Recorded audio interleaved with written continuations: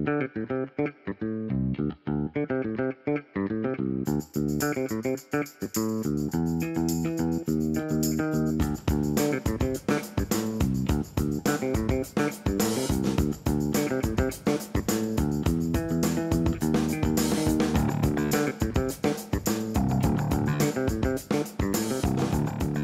Commission regarde avec beaucoup d'attention et apprécie beaucoup le rôle des réseaux, le réseau national et le réseau européen, pour le rôle qu'ils jouent dans la communication et l'information et de fédérer les acteurs du milieu rural dans leur intérêt, échange d'informations, de bonnes pratiques et des expériences et d'être une voix unie pour exprimer les besoins du milieu rural.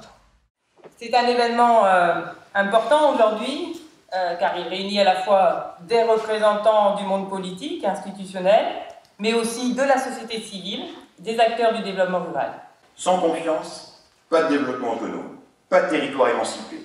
On laisse les petits territoires au stade d'enfants de la République, au mieux obéissants et sans génie, au pire dépendants, tel Tanguy. On a plus que jamais besoin d'Europe pour pousser les frilosités françaises. Nous sommes actuellement dans la programmation 2014-2020 et en 2017, juste à la moitié de cette programmation. C'est le bon moment pour faire une première évaluation de ce qui a marché, de ce qui a moins bien marché, et c'est aussi le bon moment pour commencer à préparer l'avenir, ce qu'on appelle dans le jargon européen post-2020, ce qu'on pourrait dire en français, qu'est-ce qui se passera après 2020. C'était les thématiques principales de cette table ronde, à la fois voir ce qui a fonctionné, ce qui a dysfonctionné, ce qui pourrait être amélioré dans la programmation actuelle, et aussi commencer à préparer ce qui risque de se passer après 2020, avec des contraintes budgétaires pour l'Union européenne, puisque le Royaume-Uni risque de partir, puisqu'il y a d'autres priorités qui risquent d'être mises sur la table, qui devraient être financées par l'Union européenne, et puis regarder si le développement rural, la politique agricole, qui ont été historiquement le budget le plus important de l'Union européenne, qui maintenant sont le deuxième budget le plus important de l'Union européenne, est-ce que ça restera une priorité ou est-ce que les ruraux, les agriculteurs vont être sacrifiés sur d'autres préoccupations ou d'autres priorités? C'était ça les principales discussions thématiques de la table ronde de ce matin.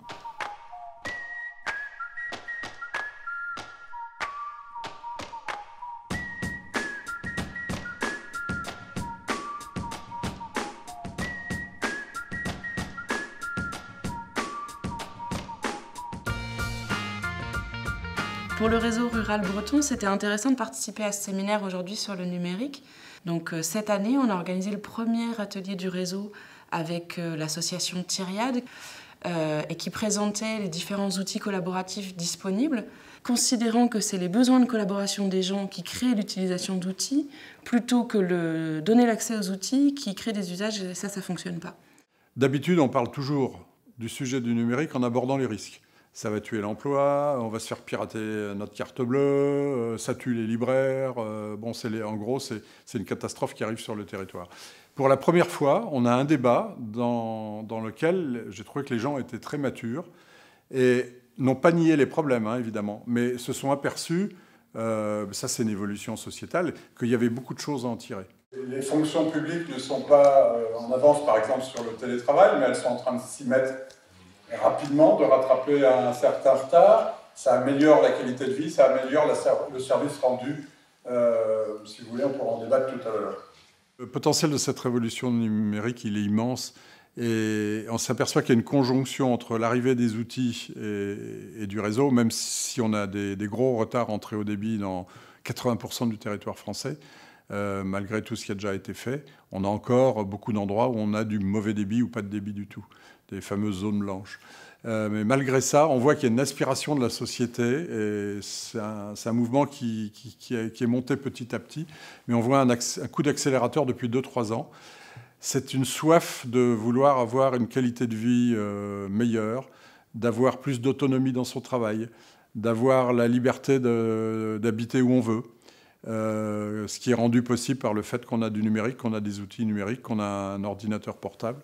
Et donc cette population-là, elle est presque invisible, c'est-à-dire que c'est une révolution silencieuse. Et donc elle est sous le radar des élus, Or, il ferait bien de s'en préoccuper parce que c'est une richesse qu'ils peuvent attirer facilement. Ce sont des gens très mobiles.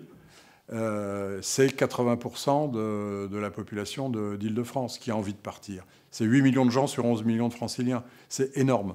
Et donc, ces territoires ruraux pourraient capter cette valeur. Pour ça, il faut qu'ils comprennent les publics et qu'ils aient des politiques qui soient adaptées à ces publics.